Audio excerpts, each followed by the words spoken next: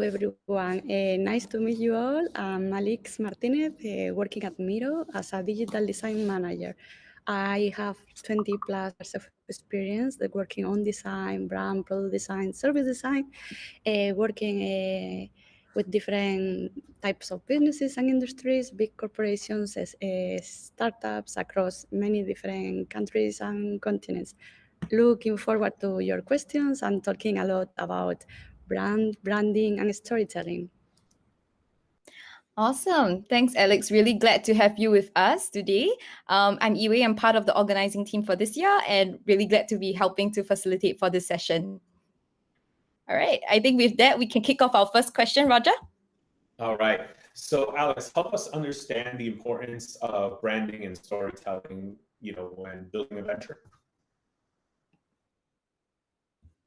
Absolutely. So brand and storytelling are like components that are crucial when working in a new business venture, because it's the holistic view and composition of having a product market fit, a business model. So this is the combination of everything that works, and you need to have a clear brand that differentiates yourself, that helps users to see the amazing work or product you have, and that through that helps you to represent who you are. So what's your positioning? Storytelling is also super important, because as human beings, since prehistoric times, we are used to stories. We like to get engaged with stories. Communication is key. So that is, we are humans communicating all the time. So that's why brand and storytelling are super important. So your business could have an amazing product, but if you don't have a good brand or a good content or a way to display that content, it will fall. If you have a strong brand but you don't have a good product, so it's the combination of everything. That's why it's so important. Last thing, you want to appeal your audience, or your if you want to pitch your venture to different stakeholders, you want to keep people engaged, amazed, inspired. So that's why it's so important. So what I'm hearing there, just to kind of paraphrase it, it sounds like the brand is a story. Like there's a story that represents the brand, and it's how, and by having a great story, it helps people engage with your brand. Because if you have a great story that people connect to, then they can engage with you. They can feel like they're a part of you. Do I understand that correctly? Yeah, also there is something around being able to communicate easily to your target audience, because sometimes I have these friends that has this venture. It's very complicated venture, very data, and has this component that is quite difficult to understand. And with your storytelling and your brand, you want to reach, you want to get to your users and audience. So you need to adapt to the context, adapt to the audience, and you want to get to that human level, like of communication. So that's why it's important, and that's what you should put effort on how you say things and how you represent things. Okay, that's powerful. And so you could take even a complicated venture or idea, business model, and with a great story and brand, you can make it understandable, make it approachable. It sounds like is the key there. Yeah, absolutely. Yeah, Alex, then maybe just I guess a question that a lot of the participants have would be, so how do I identify how to build my story, right? What is the right way to start, painting my story for the idea that I have? Is there any tips that you can actually give them in terms of the angle that they can start looking at it? To just help to position their idea a little bit better. Yeah.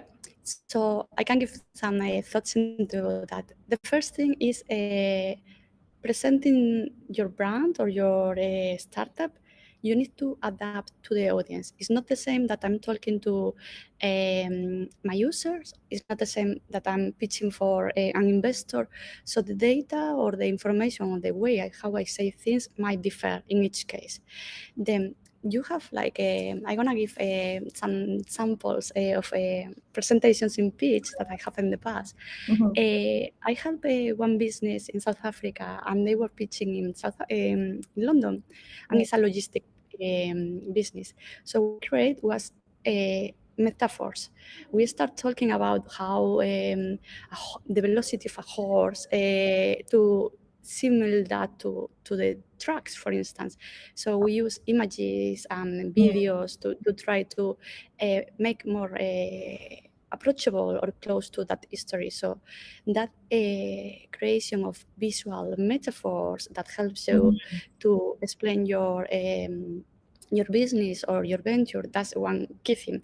So you can use metaphors. Second, you need to be clear on what's your elevator pitch. Sometimes I hear ventures and founders and teams that talk, give a lot of data and a lot of information, but you are thinking behind it. But what's the core idea? Can you tell me your elevator pitch in a sentence? What's the key message you want to? So in order to create histories, you need to first create this framework or a structure of what are the key things you want to say. First, what is your business? What are the benefits? What are the challenges, or how can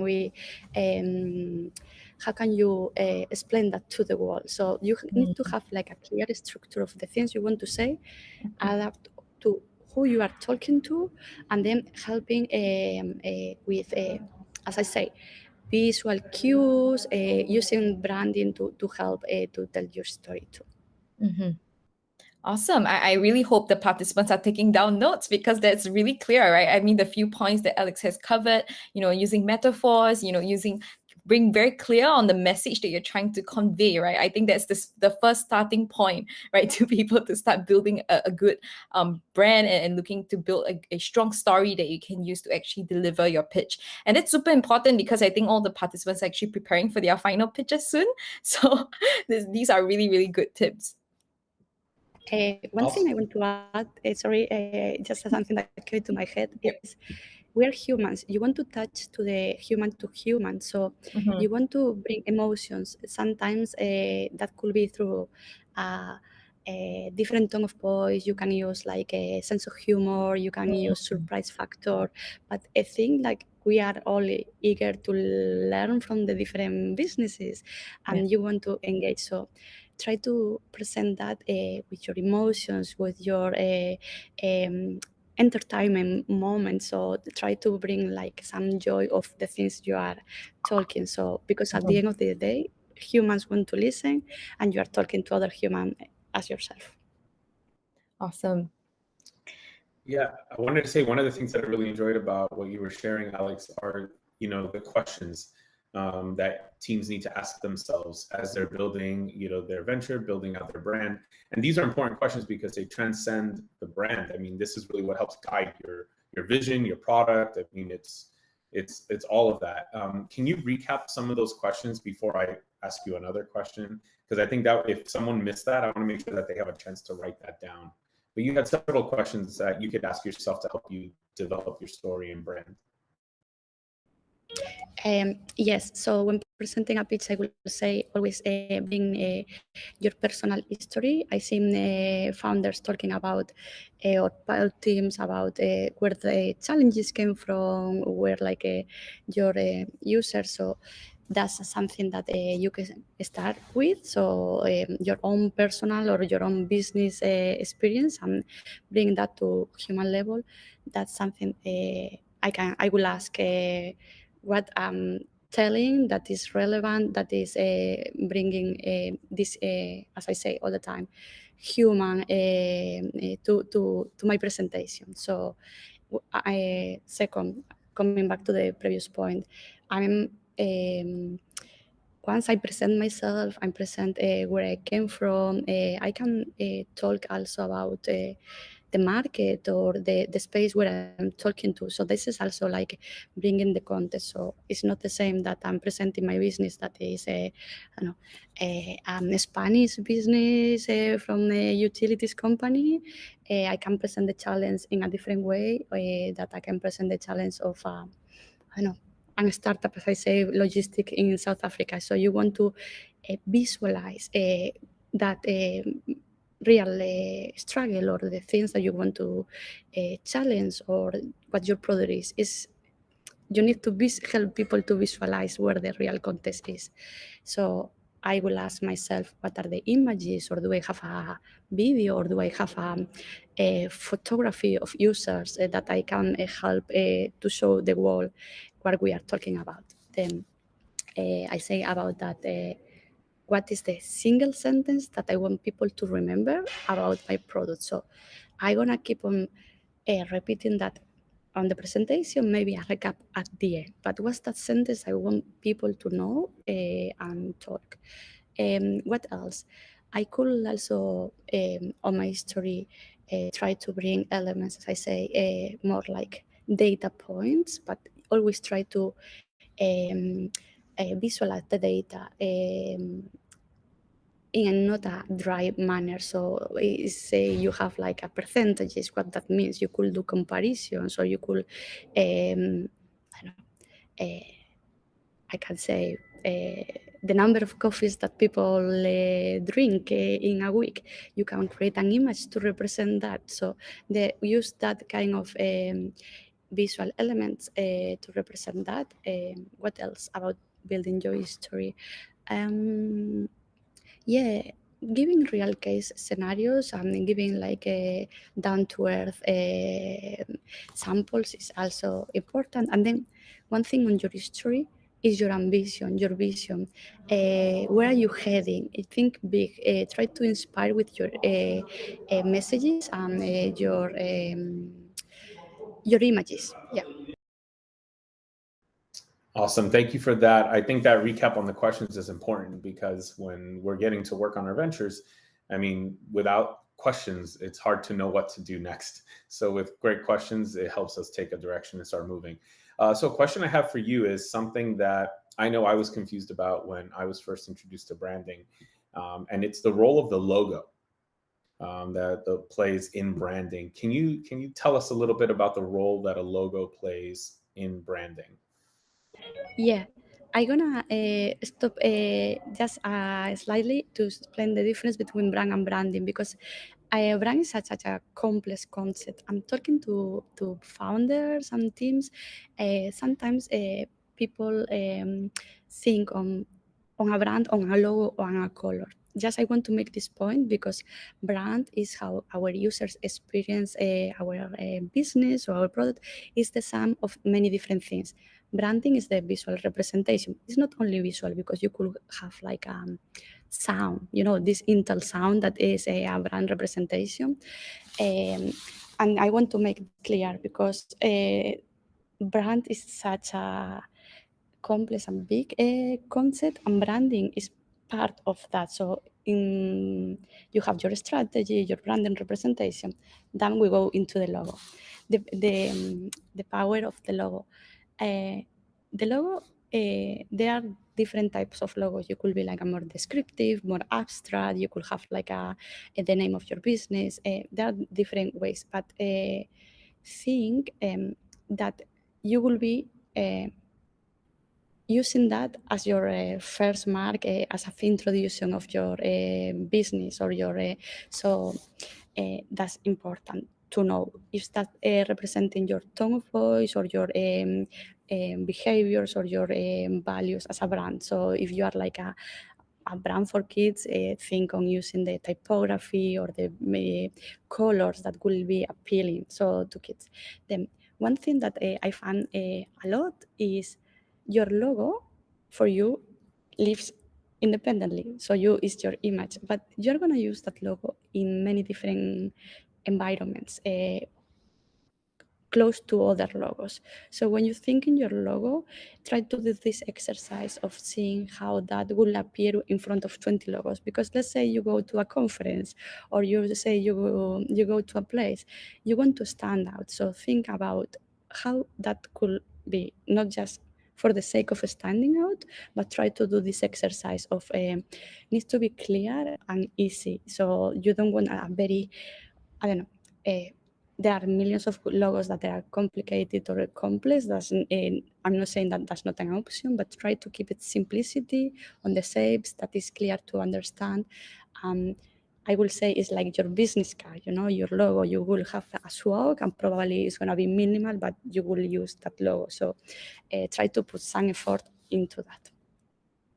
That's really powerful what you said. I absolutely love that you said put your, whatever logo you think you might use, put it in a pile of other logos, put it among many logos and see what that looks like. And I never heard that said like that. And I think it's such a great way to really be able to see, wow, as much as I love that logo by itself, I might not like it as much now when I see it among all of, the other logos. It doesn't stand out, or it's hard to read, or it's difficult to connect with, or whatever that might be.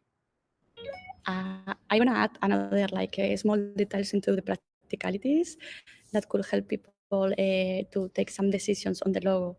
In the sense, your logo might be used on horizontal mode or on vertical mode, or like in a website you have just like 100 pixels on the top nav to use it, and your logo is vertical and is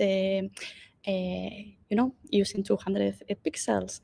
So try to play also in different formats, or try to use your logo in different ways.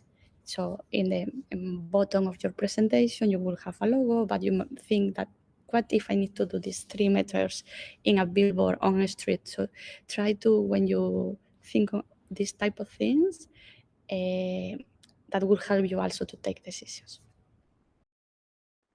Awesome. That's really great. I like I said, I really think that's a great way of looking at it. But, going back to what you said at the beginning, the logo is not everything. It is not the brand. I think this is important because this is the same mistake I made at the beginning when I was getting into, learning more about this topic. And it was, for me, mind blowing. I thought, whoa, wait, it's not just the logo. And I see this at startup weekends all the time. We get very excited about, oh, I figured out my brand already. Here's my logo. And then, there's more brand. to it. So yeah, so you know exactly what I'm talking about. So this idea, the brand is so much more than just a logo. Just to summarize some of the points you made, it is a significantly more comprehensive element. It's the story. It's branding is only one part of it. And I love what you said about Intel, the sound. The sound can be as powerful as the image as well. Because if I hear the sound, and if you've done a good job of branding yourself, bing, you think of that company when you hear the sound. So it sounds like that is a really important element of it. So one question I have for you, as teams look to start building some of this for their ventures, what are some of the tools that you might suggest to help people bring their story to life, to bring their brand to life? How would you guide us in that respect? Okay, so let's say if I am focusing on my presentation pitch, let's say to bring the brand to life, I will use a clear typography, or I will try to select a couple of elements: color, a logo, a typography that could you reuse or replicate into different slides. You can use that colors on your UI. If you are presenting a prototype or an animation, you can use that colors, typography. That's the basics. There are millions of things that you could do, you could do a specific motion that you repeat through the different with an icon. There are different elements you can use to do that, but I will say try to keep consistency through the different slides, or if you have a website, try to use same colors and same typography, same space. So it's always about finding the balance. Sometimes things that might be using a lot of content in one slide, and suddenly you have empty slide on the. So you need to find the balance, and that will be like it's more design, but it's also your branding. You know, like you want to have like a funny like 60s style or like more like psychedelic. Use that through all the slides and find a typography that is close to that concept. So I will say the to start with that are like this is like super complex topic. There are like a lot of things that you could do, but with that you have a super strong point of view and some strong consistency through what you're presenting. Yeah, and Alex, on this, because we know that you're from Miro, and we have also been encouraging the participants to use Miro because our entire participant board is actually built on Miro. So I believe a lot of them will be trying to, explore using Miro to actually do their final pitch. So do you have any tips in terms of, any, secret functions that, people don't usually know that you can actually do on Miro that you think would be really, really useful for them when it comes to delivering their pitch at the end of the day, or deliver the story that they want to bring out? Yes, absolutely. So one thing that I would like saying about Miro, you can have like a linear presentation. You share your frames, so you have your frames, and then you can present like in a linear, more classic format. But you don't need to be as everyone. You could surprise your audience because you are going into a non-linear way and not in using that frames. Another thing that you can use is a lot of integration. So I use a lot of photographies to build my presentation. So there is like an integration, for instance, the first came to my head like Unsplash or Giphy. You want to use that, you can use that integrations. Then you have I also like a lot using, I don't know, emojis or images. You can use on your toolbar, drag and drop is super easy to use. If you don't know how to do certain things and you need a template, you can use like Miroverse. You have thousands of templates for people not to start from the beginning. So you go there, you type. So you can have like some ready-made templates from different businesses and from ourselves, from Miro, from the Miro users that they are wonderful that you can use there. So I will say start with some templates. You have like I really like using GIFs and images. So for me, it's one of the things that I most use and that could helpful for people. Yeah, I'm a huge fan of all the templates. It's super easy to use. I think if you guys have not checked that out, there's definitely a good way to get started. And if you're not sure, how to start building, that's really a good way to get started because it's really so intuitive. I mean, I really don't consider myself as, very, very good with tech, but Miro has been so easy to use. So yeah, do check that out. I hope you guys are taking down notes on that.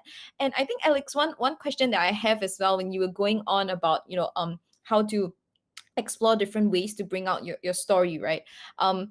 We have also heard, I'm sure many of us have heard pitches that just kind of fall flat. Right, they try to have that story, but then when it comes out, it just doesn't hit the nail, right? It doesn't resonate with the audience.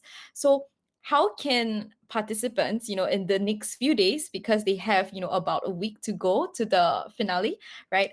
How can they help themselves to actually refine their pitch and make sure that the story that they're sharing actually helps to bring out the brand? Like, how do you know whether it's effective, right, what you've developed, and how can you go about testing that? Yeah.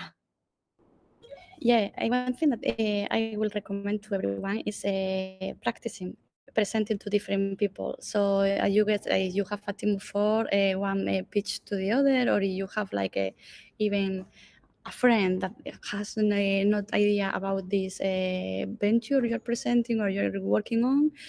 Try to practice and present to different audiences, someone that is very into the business, someone that is outside. So anytime you present, you will see reactions for different audience or users or not users or your friend or your but need to be clear. So you will, that's something that I believe helps a lot repeating and to different type of audience, so you get the full understanding. To get your brand, you could ask questions at the end, like like what's something that you remember from this speech that stick you visually, or can you ask someone that you're presenting to, can you play back what you heard in, tell me in one sentence, or ask questions like what's something that I have not made clear, because brand is something that takes years to build, and brand is not something that you work 1 week and then that's done. You need to build and build, and I guess it's a matter also of playing, alignment, and answering that questions. And the best way you have to do that is, presenting, and then adjusting. Like if you have an image and everyone is like, this is so good, you know that that works, but you present that and someone is doing some faces or asking specific questions, is because that's not clear. So I will encourage everyone, if you have time, to not leave the presentation from the very end and build. You have a week, you start building a skeleton, put some layer today. You might not have the final UI or the final data for specific areas, but try to build and review, build and repeat. Do it and do it, because that's the best way that you have to present an amazing brand pitch. Great, thanks, Alix. And you guys heard her, right? You definitely practice your pitch. Do not wait till the last, finale to actually test that out. Go and speak with people, come up with maybe your first cut, and test it out with your potential, audience that you think that you wanna, that could be your target, audience that you wanna speak to, and see how they receive it, right? I think that's a really, really good practical tip that you guys should do, as you are leading up to the finale. And I see a lot of questions coming in now. We're at a good juncture to actually be taking in questions, right? We're at the halfway mark. And so please feel free to put down your questions down in the chat box, and we will actually bring them up to Alix now. And of course, if you want to join us up on stage to actually raise your questions yourself, feel free to let us know as well. We can invite you up on stage. Yeah, Roger, do you want to help to bring up one of the questions from the floor? Yeah, absolutely. So there's a question, it's two separate questions from the same person, but I'm going to start with one of them in particular around storytelling. So this particular person, hasn't told stories really before, and is wondering, how do I learn how to tell a story? How do I build a story if I've never done so before? I started to answer this a little bit, and I'd love also your take on this, Alix. I argue that, all of us have told stories. If we've ever recounted something we did, like, oh, let me tell you about what happened to me yesterday. Like, that's a story. There was a character, something happened, I had to do something, I came out on top, or hopefully more failed, but whatever it was, there was a story there. But what are some, practical strategies or advice you might have for someone who feels that they don't have a lot of experience in storytelling, perhaps in front of an audience? You read my mind there, Roger, because I was thinking initially, we all tell stories. We all been doing this since we have a way to communicate. So it's kindergarten, or you have friends. So that's first. One thing that might not be like related to storytelling, but it's like, be brave. Don't be shy. Try to build the building blocks. So what do you want to say? Try to sit yourself with a notepad, bullet points, start with the skeleton of the things you want to say in a very dry format. Not try to put like the flurries around from the very beginning. So first of all, try to say, what are the 10 things that I want to say to my audience? Okay? And then from that 10 things can be 6. It's like who I am, who is my business, what I'm here today to explain, what I want today to get from the viewers or the audience. So that's something. What's the business I'm presenting? When you have all that listed in a mode, you can think, how do I represent this concept? or how do I represent this? Do I need an image, or do I need a history? Is there something that I have in my background or my values that I have? Like, I'm presenting this business because it's going to make an impact, or is based on sustainability, or whatever it is. Try to, as I said before, think on the best way to present that 10 concepts that I say initially. So that's also just build another layer in terms of what you are saying. Then think on your tone of voice. Do I want to be very serious?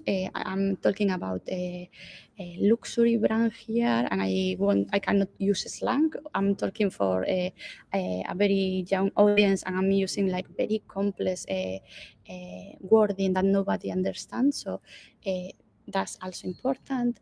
And then, as I say, always do the same. Once you have your skeleton, once you have your thoughts on how you represent each of the concept or the through images, through verbal explanation, try to see if that lands, share it. Yeah, I tell you, the first time you're gonna do is not gonna work, or it's gonna be a bit dry. When you do this 20 times, you will find like a better angle. So this is, you haven't done it, be brave, go for it, because you are doing it with, you are doing, yeah, with that idea in mind that you want to present, to sell, to inspire. And then as much as you repeat, you will find every time different things to bring into. I think that's great right there, because there is often perhaps a misconception that if we're going to write a story, we need to just write this beautiful prose, this beautiful story right from, so begin, once upon a time, and then the rest starts to flow out of us. What you said is very empowering. Begin with bullets. Don't worry about dressing it up. Just put some ideas on a piece of paper. Start with some bullet points. What would you like to share? What key ideas do you want to mention in the story? And then work to build a story around those points. And I think that's very empowering, because it's often hard to start when we think we need to start with a blank sheet of paper and then begin once upon a time and start our storytelling. One thing I will add is most of our stories are based of a billion or a problem that we have to solve. I'm saying billion. If you check any movie you have seen, any book, there is like a hero trying to solve a problem, and that hero goes into struggles and adventures in the middle. Like you need to fight against the elements to then win or to find the treasure. So at the end of the day, everything is like, there is a problem, there is someone, a hero that is you, there is a lot of adventures that happens in the middle to get into the final treasure, or so you could have like many theories, many ways of saying things, but at the end of the day, you want to present the challenge you're trying to solve, or like the joy you're bringing to this world with your business, and you are the one explaining the struggles or the opportunities to make that happen. So I will say, stop, reflect about your favorite book or movies, because stories are all around us all the time. If you stream and take the basics, it's always the same. There's a problem, and you want to fight to solve that problem, and you are going through that adventure. Yeah, I think that's really powerful right there, because that's a structure that we can all relate to because of the movies we've watched. All movies follow a similar type of flow. There's a hero in it, there's a guide. I once heard this said by, I think it's the founder or the author of the book called Story Brand, or that's the company. I'm forgetting his name right now. I wish it's probably one of the books behind me. And if I find it, I'll share it.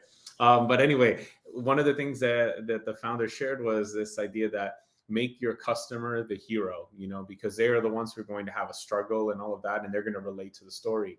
And we as a company are the guide. We're there to help you achieve that victory that you're looking to achieve, and that's the role we play in the world. And that we can come to help you get to your result, get to your goal, and all of that. But this idea, again, I love the simplicity of start with bullet points. What are the key ideas? build a story around that. That's super actionable. We can do that right now in a moment. The same person asked another question, which I think builds on the next layer of this, what you were just sharing. And as we are starting to define our story and get closer to building a brand, how do we make that brand memorable? How do we make it something that people will remember? Can you help us a little bit with some ideas of how we take it to the next level and make it memorable? Yes, I will ask that person and everyone in the audience and ourselves is like, try to think in 3 brands, what you can remember about that brand. And I don't know. That's I would always start from this because I don't know.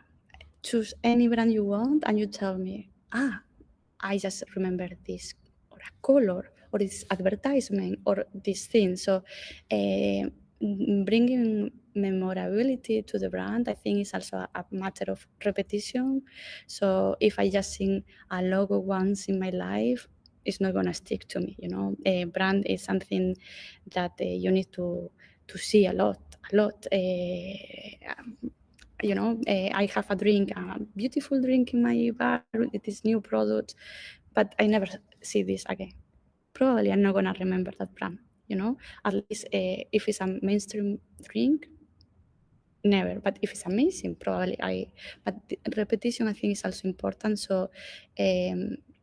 That's something that I want to say, that nothing happens just with one thing you are seeing. So for a brand to be memorable, it needs to be something that you have seen many times, needs to be something that will have some differentiator, you know, like let's say cars. You might have one brand that you remember as Speed, or like I don't know, let's say electric cars. I will tell you that and you just remember one name. Why? Because that brand has been talking about that topic, so you create a lot of content around that, and you speak on your advertisement or in your website or in podcasts, everywhere.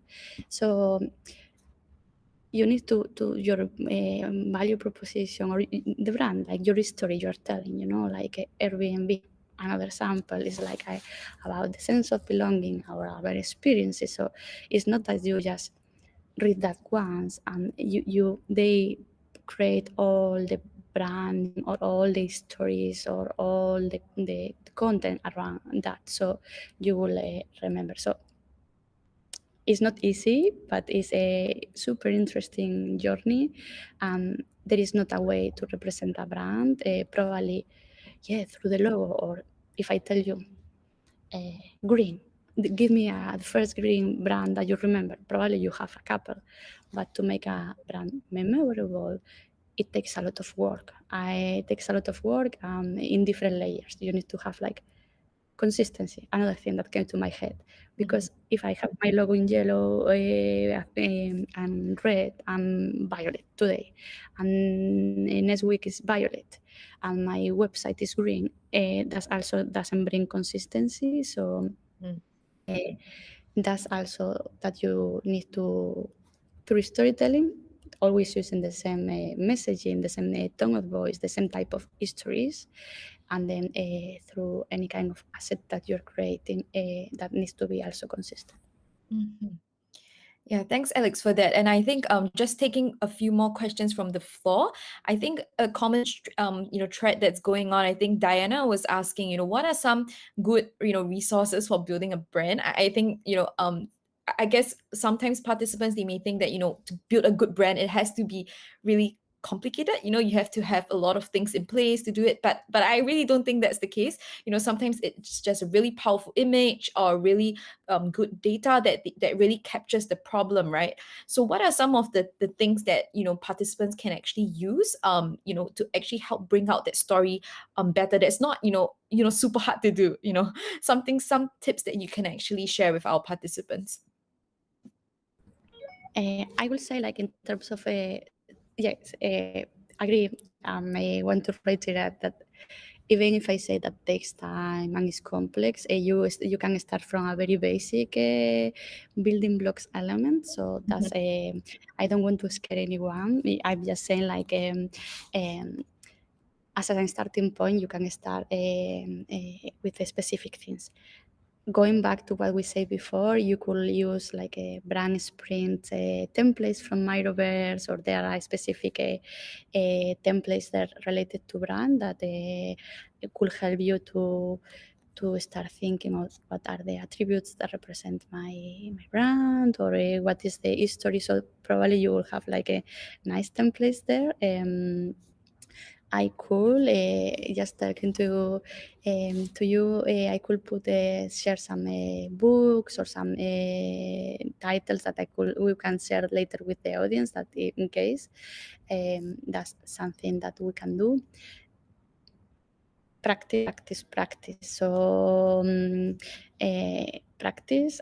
Start with your as I said, the building blocks, the basics, a logo, color, the key messages that you want to share, that history that you are sharing, talking to founders and different businesses.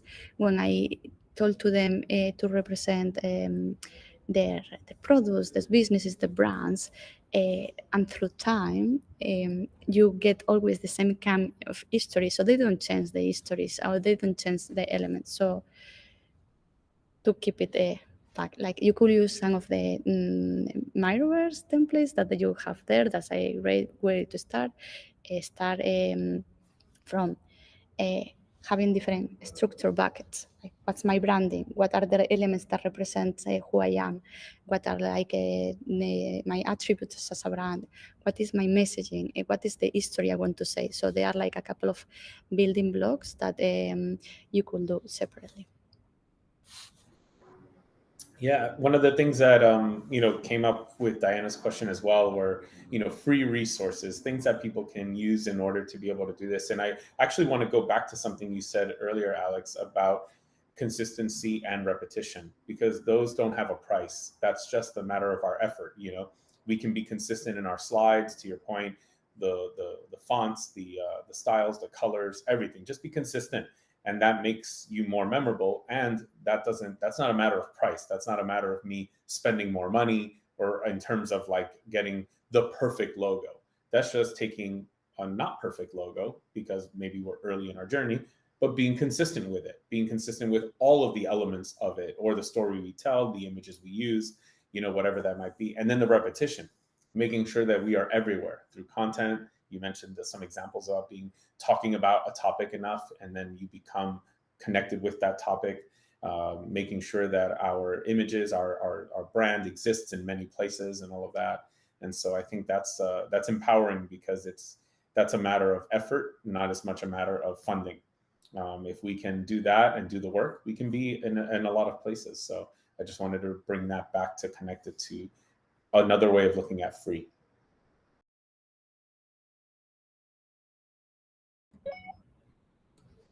Yeah, I will say that's things that don't happen in a day or in a week. I'm not saying that it takes years, but you will evolve from this week to your next months. And if you keep that changing things at some point is not a bad thing, but try to stick to who you are and what you want to convey. Awesome. Let's see here if there's any other questions that have come in. One of the most recent ones I see here is, is there anything I should focus on so that my brand can get stuck in people's minds? And I think that's the memorable question, which you've answered already in another way. But anything there in terms of, perhaps we can look at it from another perspective, maybe stickiness. Maybe you can talk a little bit about that. Yeah, I will say that we live in a world when we are not alone. So let's start from where we are today. You are going to present your venture, and a number of businesses are going to present. So how are you going to be different? You cannot control today how other people will be presenting, but one thing that I do a lot is like looking into competitors. Let's say trends in the industry, trends inside the industry. If you all the brands you have like I don't know, car or like a, I don't know, transportation brand, and all the brands are violet, you shouldn't use that color. You need to stand out, so that the stickiness is gonna come through that kind of maybe differentiator pattern or elements. So you need to be aware of what's happening around you on the competitor's side. Can be direct or indirect, but if you are like talking about food and all the food businesses around lately are green, don't go for green. Just not want to focus only on color, but if everyone is talking about yeah, you need to be close to your users. You need to show to your users how do they stick surprise factor maybe, or try to be authentic. You need to be authentic, not fake it or pretend to do things that you are not. So being authentic who you are, stick with it. Maybe that your brand is has a specific tone of voice that is completely different from the other brands on the industry that you're competing with. Stick with it, because that's your element that differentiates. So try to be yourself as a business, as a brand, and I think that's very important, because the stickiness will come through authenticity, I will say, through know your area or your competitors all the time.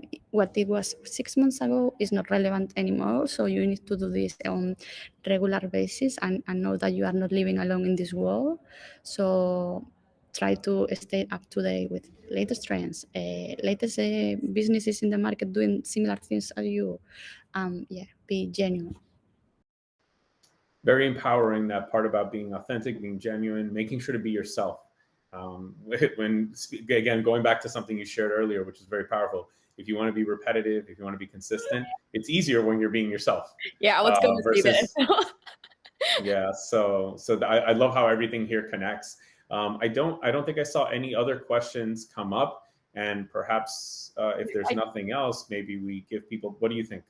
Yeah, You I was let just us know. thinking to just do a last call for questions because, while we have Alix with us, this is a really, really great chance that I really hope you guys can grab, to raise any of your question. It can be specific to, because I know some of you have already started working on your ideas since, you guys formed your teams last evening. So do take the opportunity to raise your questions to Alix. We're more than happy to have you guys on stage as well. If you want to raise this question to her yourself. So do take that opportunity. So last call for questions and before we have Alix leave the venue. All right, okay, so feel free to just put up your hand through the emoji function as well.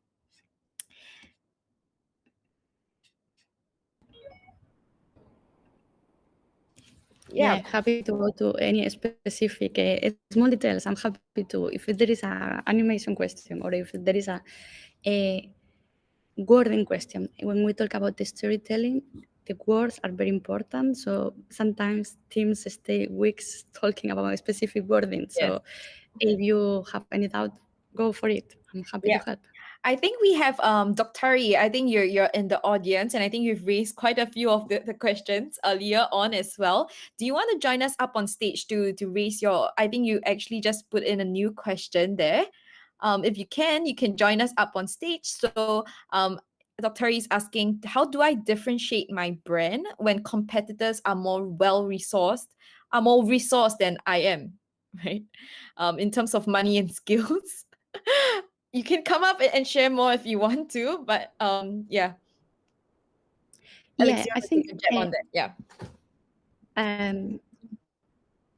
It's a matter of try to listen also to, if you have a friend that is designer and knows about brand, or a professional, that person, try to listen. You give your opinion, and but try to listen to professionals or people who knows about areas that you don't know. So that's something that is important.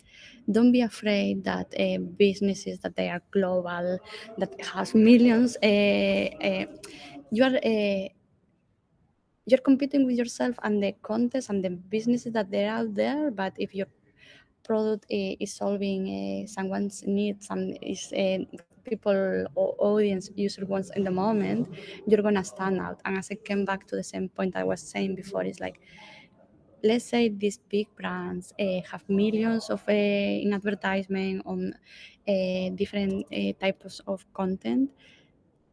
Try to see how different you are from them. Try not to copy them because you are not gonna stand out. So be yourself. Don't be scared. I mean, it's a journey with yourself, with your business. Try to differentiate and be authentic. Yeah, and I think Alexis goes back to what you were saying earlier that, what are some of the key messages that you want to bring across in your branding, right? And that ties a lot to the problem that your solution is supposed to solve. How does your solution actually tackle that problem, and how does it, your whole branding, how does it actually appeal to that target user that you're speaking to? And I guess all of these would actually help you to differentiate your branding, right? That forms the content of it, right? Yeah, I hope that answers your question, Dr. I think he's asking about user experience. Is user experience a differentiating factor? Yes, it is. And go back to my, I think, initial sentence today. uh, the best user experience, it has not like a good brand. It won't work. If the best, so the best brand, it has a awful user experience, won't work. So it's the combination of all the factors. The UX experience is a differentiator factor for sure.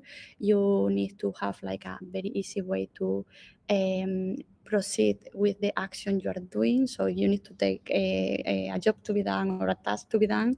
It needs to be clear, easy to understand, and not complex. So you want first to accomplish what you are need to do, and then think, once this is sorted, how can I embellish this? Not make it more complicated, but how can I do this playful, or how can I do this something that people will enjoy? Could be I don't know, a payment process that might not be the most amusing thing in the world, but how can I make this easy to understand? How can I reduce the number of questions to the minimum so people don't stay here 20 minutes doing something that can be done in 5 minutes? So yes, it is, UX is a differentiator factor, but alone per se is not enough. So it's the combination of specific topics and specific areas that will make you success.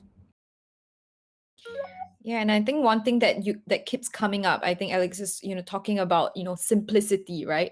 Actually, it's not about how complicated, or, I think that the misconception is you may need a lot of resource to actually do it, but actually the tough part is making it simple and easy to understand, which actually it's a lot about distilling what you actually want to convey, right? I think it's that clarity of thought that I think it's that actually, from what I'm hearing, Alex, correct me if I'm wrong, but that actually makes a good brand, right? One that is actually clear. Yes, I when I was talking about this sample of the payments, I just bringing back a project where I was, where like a team of people were trying to make simple application form from a financial institution. So we were trying to avoid any cognitive load complexity. So try to make it yeah, easy to proceed with, and at the same time you have something that could be delightful in terms of like any transitions with a small animation or something. But at the end of the day, you want to get things done. We humans beings don't have time. We want to make things easy for us. So yes, simplicity is key. Great, great. And I think we also have a new question that just came in. How do we go about building better public trust during the early stage of startup? Public trust, I think that's a very interesting term that is being used.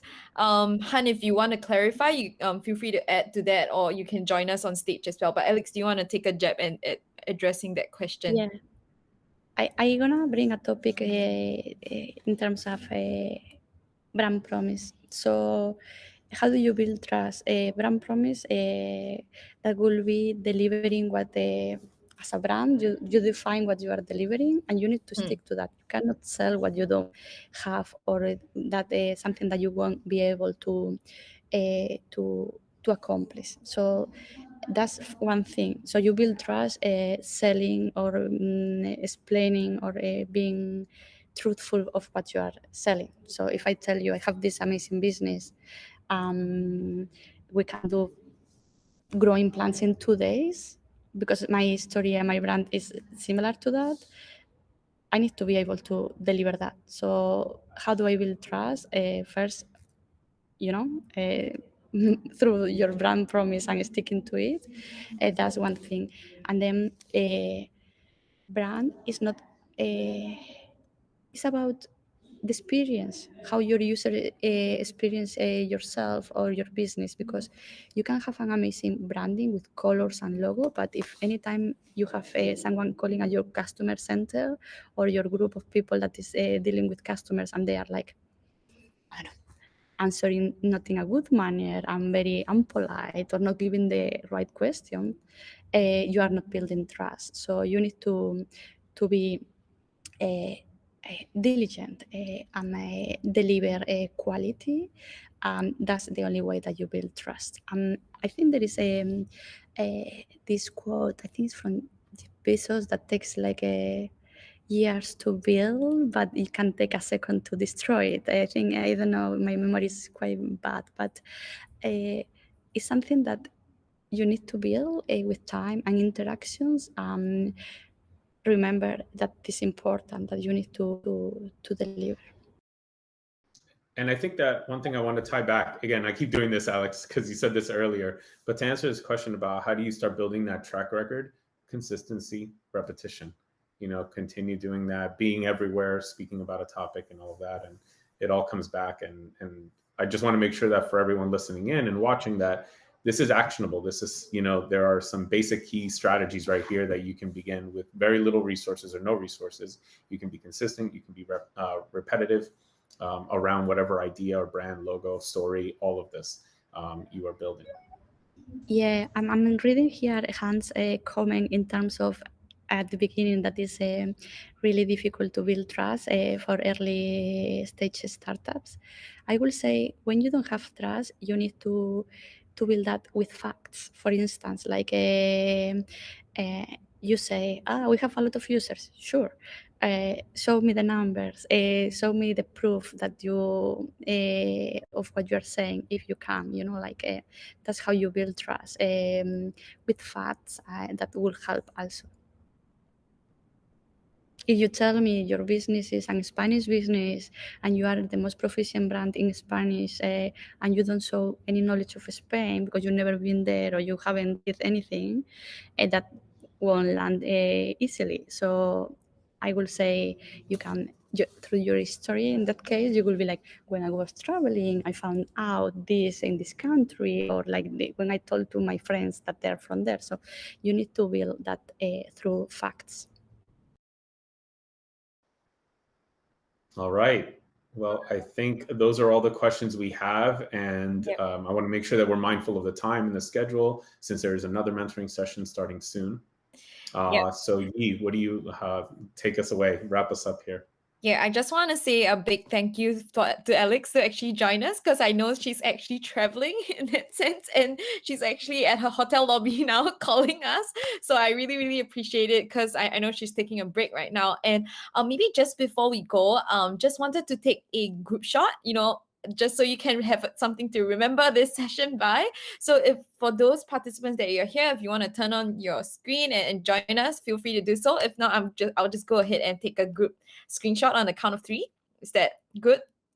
All right. I see Amber just turned on her video. Hi, Amber. Hello. Thank you for joining us. All right. On the count of 3. 1, 2, 3. Big smiles. Awesome. All right. Thank you, everyone. And I think really, I hope you guys have managed to take away, good insights from this session that will help you guys when it comes to building your brand and your story, especially leading up to the final pitches. But that's just the start of the journey, right? I think what we've learned from this session is that it takes a lot of effort to build a good, strong brand, and that takes time. Right. But I think this is a good starting point in terms of getting clarity in terms of what you want to convey, and then having that consistency moving forward and refining it as you go as well. So hopefully, you guys can, build strong brands from here. And really thankful to Alix for the good insights that she's given us. All right. Thank you, Alix, for joining us. And I hope you have a good break ahead. Yeah.